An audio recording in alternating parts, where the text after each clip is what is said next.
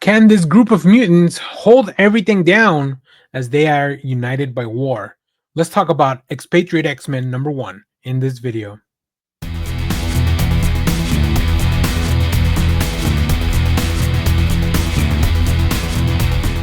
Hello everyone, Dan here from the Next Issue Podcast. On today's video, I'll be doing a review for Expatriate X-Men number 1. This is a new book from Marvel Comics from the Age of Revelation.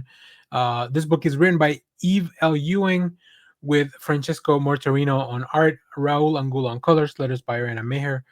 Mortarino and Angulo on this main cover. We will take a look at some of the other variant covers later on in this video, so stay tuned for that. In this book, X years later, like the fallen and reassembled United States, the new team of Ms. Marvel, Bronze, Melee, and Rift rises. They have seized control of the Mississippi River waters that divide mutantkind from the rest of humanity. Feared and powerful, their guerrilla tactics keep them in control until a high-stakes mission to extract a valuable asset threatens to tear them apart. Can they hold together when everything else is on the line? So yeah, this book is really cool. We have a few mutants that I'm not very familiar with, including Rift, Bronze, or Melee. But we do have Ms. Marvel, and we also have Mystique as part of this cast. So that gives me enough to really be on board. Also, as you can see in the cover, we should have Colossus join at some point. Although I don't think he's really not part of this first issue. But surprises are still to come. Now, I really like Ewing's writing, both Al and Eve Ewing, right? No relation as far as I know. But Ewing has been doing some really fun stuff in the X-Men line. It was one of the series that I was trade waiting, so that's very cool. But this book recontextualizes a lot. I really like Rift. Rift has like these. It almost feels to me like a live, die, repeat type of situation where they're testing scenarios and figuring out what works to complete their mission. I think reporting to like Mystique is kind of like in this almost Nick Fury like director of like figuring out what's going on, holding things on by holding control of the war. I think that it really works. It's really fun.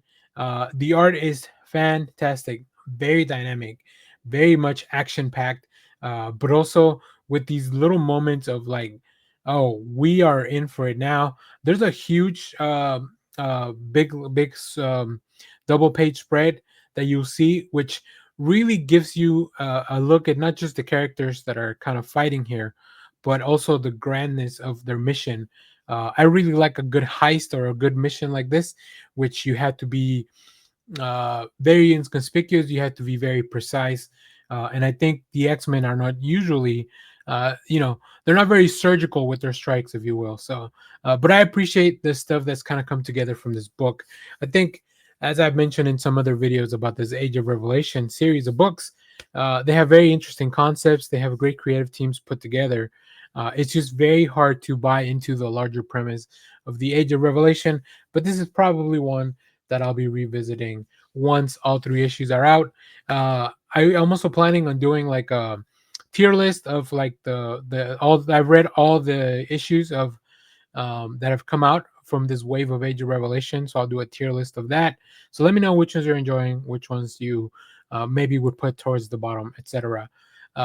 Okay, before we close out the video, let's check out the covers for this. So as I mentioned, we have the main cover here already. We talked about that by the main artist on the book. We have this very cool 1 in 25 Emanuela Lupacchino variant. That's really, I mean, you can see the same roster of people just arranged in a very different way.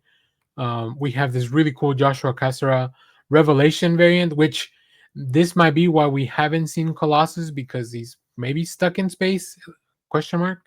We'll have to read more in the, to check out what's going on with Colossus really, and what's going on with his arm, because in the main cover you see that he has some kind of replacement arm.